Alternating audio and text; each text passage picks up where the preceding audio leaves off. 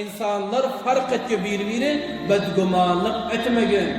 Ya başka bir misal vereyim ben. Qara. Mana şu botol hali olsun. Mana şu botolu hali misalen. Endi şu botolun içinde hiç tat olmasa botolu hali. Hali botol qancha rupiya arzish va misalen 5 rupiya deydi. Qancha rupiya arzish va 5 rupiya arzish va hali botol. Ama zamanik eğer men şu botolun içine atır taşlasam, neme taşlasam? Atır doldursam, bunun arzishi kıymeti qancha oluyor? 50 rupiya deydi. Qancha oluyor? 5 rupiyadan 50 rupiya çıktı.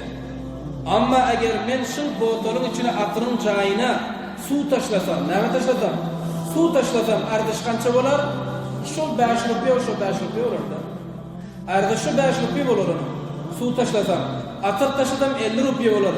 Endi mana şu botolun içindeki atır bilen şu botolun içindeki suv ikisi beraber oldu mu arzishi? Arzish beraber olmadı. Ya olsa biadablik maaf. Eğer şu botolun içine pişap taşlasam-chi? Botolun içine nima taşlasam? Pişap taşlasam. Şu botol 5 rupiya arzishi var. Endi şu 5 rupiyada durdu-mu? Alacakman 5 rupiyasini. Hiç kim almıyor içinde pişap bo'lsa, siydik bo'lsa, hiç kim almıyor bunu. Arzishini elden verdi yani. Anende biz sizler Allah Tebarek ve Teala yaradan yaxshi insan edik. Biz sizlere Allah Subhanahu ve Teala yaradan yaxshi bende edik. Elimiz zamaniki ata ineden doğulan bilen yankı inen ki dünya getirdi pak masumte. Gözümüz pak, kulağımız pak, burnumuz pak, ağzımız pak, el ayak pak, kalbimiz pak, vücudumuz beste pakti dünya gelen bilen. Lakin bizler bunu çatalladı. Lakin bizler bunu murdar ettik. Lakin bizler bunu kirlettik. Lakin bizler bunu günahlarımız bilen Allah Subhanahu ve Teala amaretine hıyanet ettik. Allah bizlere berenti sağ salın. Günahdan pak edip berenti. Lakin bizler bunu günaha mubtala ettik.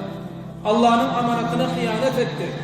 Bizler zamaniki gözümüz yaxşı masraf etmedik, hıyanet.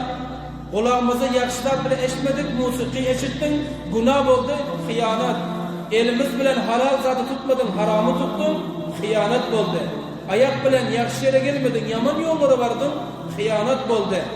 Kalbinde Allah'ın ışkı gelsete, kalbine bayit kimin ışkı gelsete, Allah'ın ışkı gelsete, lekin Allah'ın ışkının çayına, gayrullah'ın ışkını getirdin, kalb hıyanet oldu.